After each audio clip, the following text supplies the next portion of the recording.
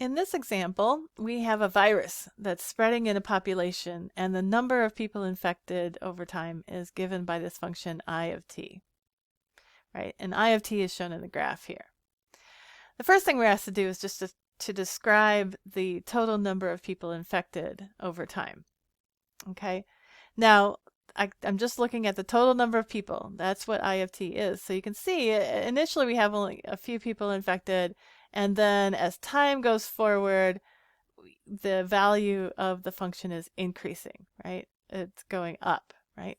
So we can say that the total number of people infected increases over time.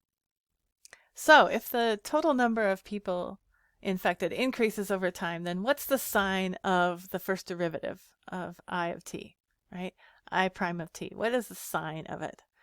Right. So if we look at this, if we look at how it's increasing, we look at I prime of t is just the I prime of t is just the slope of the derivative at any given point, and you can see that it's always the slope anywhere along this curve. If we look at the tangent line anywhere along this curve, it's going to be positive, right? So I prime of t is positive.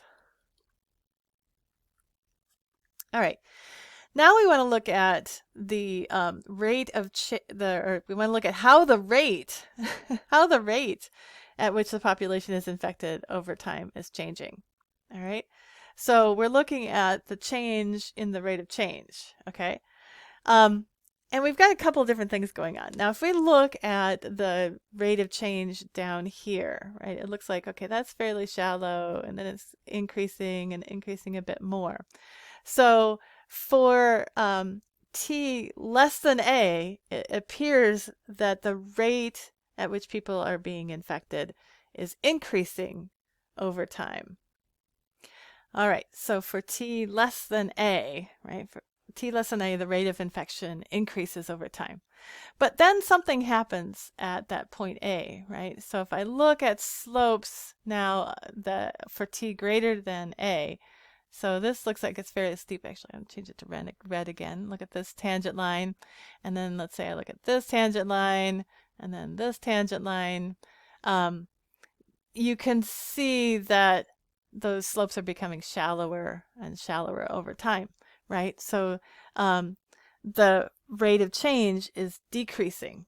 So when t is greater than a, then the rate at which people are infected is decreasing.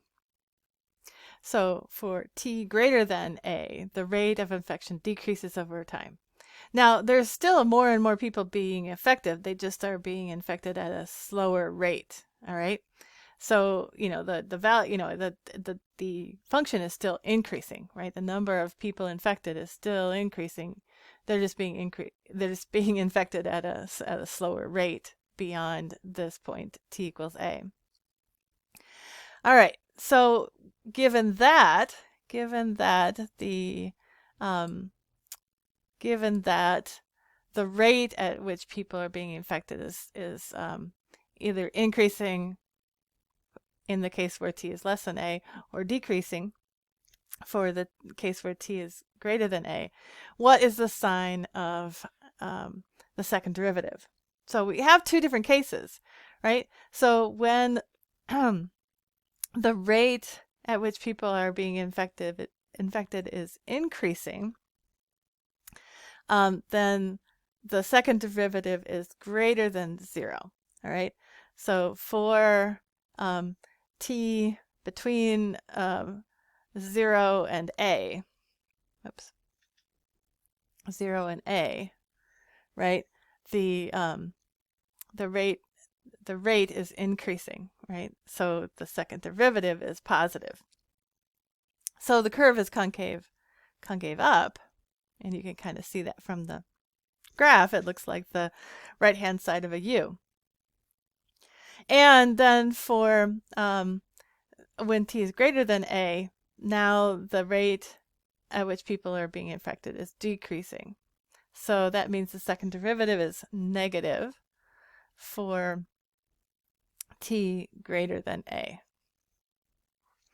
And you can see from the curve that it's concave down, right? If you look at the curve for t greater than a, it's kind of like the left-hand side of a u. So here it's the curve is increasing and concave up, and beyond a, it's still increasing, but now it's concave down. All right, so how can we interpret the significance of A and L? All right, that's the next thing we want to do.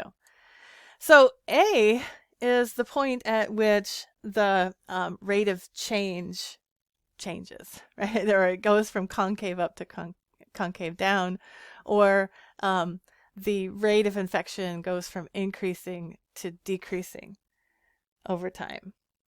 Now, when that happens, when it goes from increasing to decreasing, right, that's got to be the point at which the infection rate is the highest.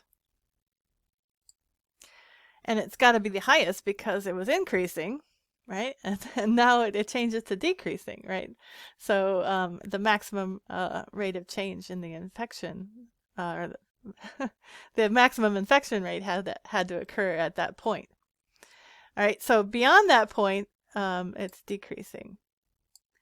So what's the significance of L? So L, if you look at the graph, is this asymptote. So if you think about what that means, that's essentially it's the upper limit of the number of people infected, right? Beyond, it's, there's only so many people in this population, so only so many people can be infected. And so L is essentially the upper limit of the number of people infected. It's the maximum number of people infected. All right, so let me scroll back down here, and so L is the maximum number of people infected. All right, so that's all I have in this for this example. I'll meet you in the last video for the next example.